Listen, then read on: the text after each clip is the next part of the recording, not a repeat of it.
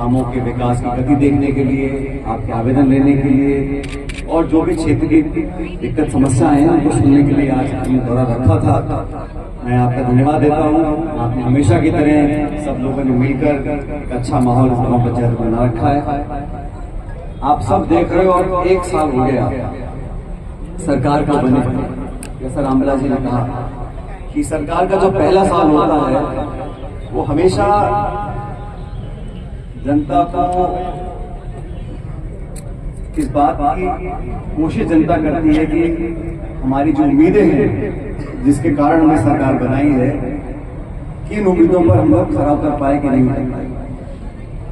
और 12 महीने आज हो गए, ठीक है, बीच में लोकसभा के चुनाव आए, उपचुनाव आए, लेकिन बहुमत की सरकार बनने के बाद इन 12 महीनों में जिन मुद्दों को उठाकर भाजपा ने सरकार बनाई थी वो रोजगार के थे, नौजवानों के थे, किसान के थे और कानून व्यवस्था के थे। इन सभी मुद्दों पर पिछले 12 महीने मैं भी देख रहा हूं, आप भी देख रहे हो, प्रदेश सरकार का जो रवैया रहा,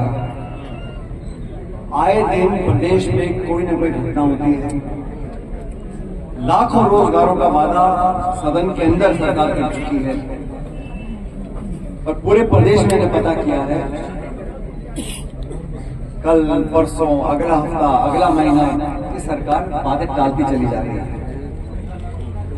और मुझे आश्चर्य है कि केंद्र की सरकार, अब प्रधानमंत्री जी आ रहे हैं अगले 10-5 दिनों में और ERCP का, बाकी परियोजनाओं का जो मैंने देखा अखबारों में, इसको शुरुआत करना चाहते हैं।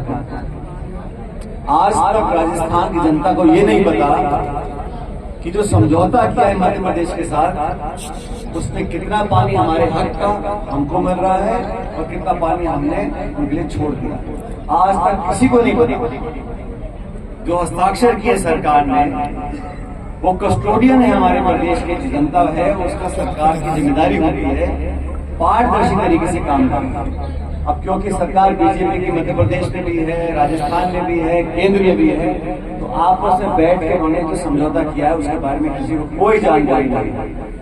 तो बेहतर ये होता कि जनता के सामने सच्चाई प्रस्तुत करते और बताते कि ये व्यवस्था है, ये हमने हस्ताक्षर किए हैं, इतना पानी हमारे को फसल के लिए मिलेगा, पीने के लिए मिलेगा, उद्योग के लिए मिलेगा, उस पर कोई चर्चा नहीं।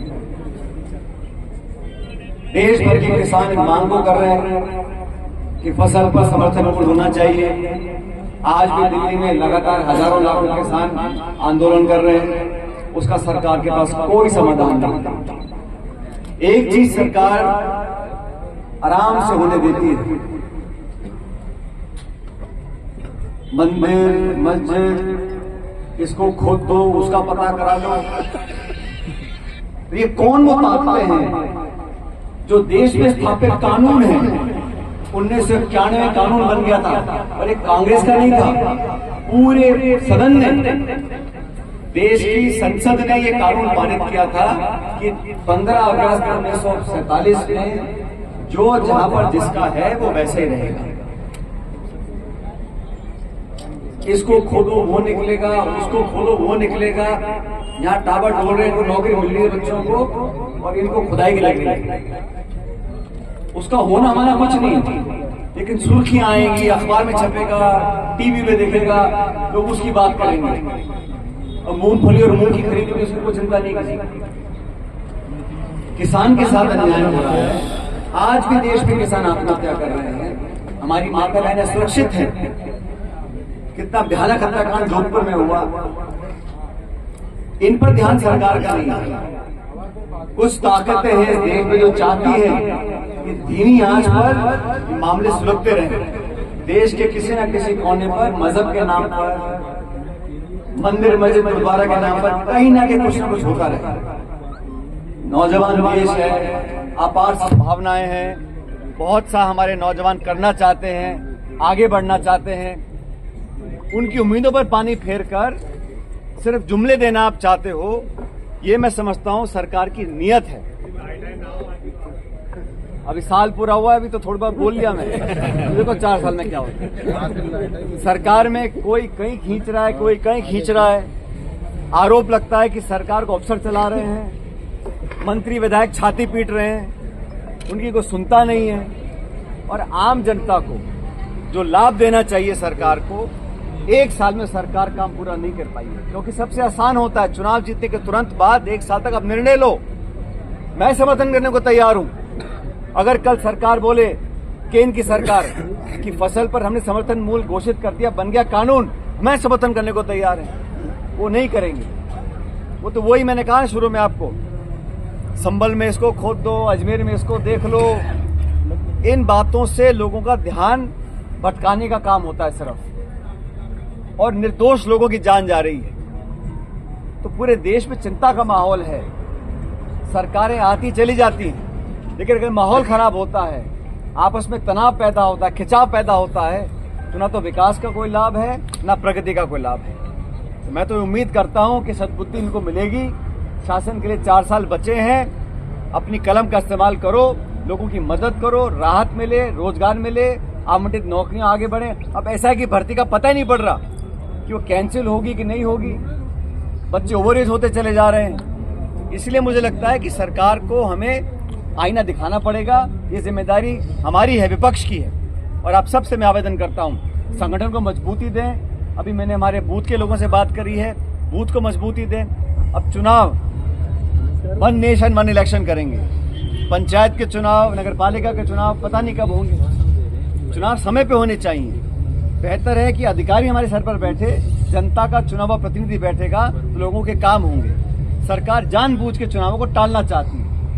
मैं चाहता हूं चुनाव जल्दी हो, ताकि नए सरपंचों को काम करने का मौका मिले, नए नगर पालिका अध्यक्ष बने, नए पार्षद बने, और हमारा काम आगे बढ़ता रहेगा। लेकिन अभी यहाँ बैठे बैठे सब लोगों ने मुझे कहा कि यहाँ के बच्चों की एक मांग है कि पंचायत के पास यहाँ पर एक लाइब्रेरी बननी चाहिए। मैंने कहा कि लाइब्रेरी का आप जगह चिन्हित कर लो। लाइब्रेरी में अपने विधायक कोष से बनवाऊंगा इस पंचायत के लिए, ताकि बच्चों को पढ़ने का मौका मिले।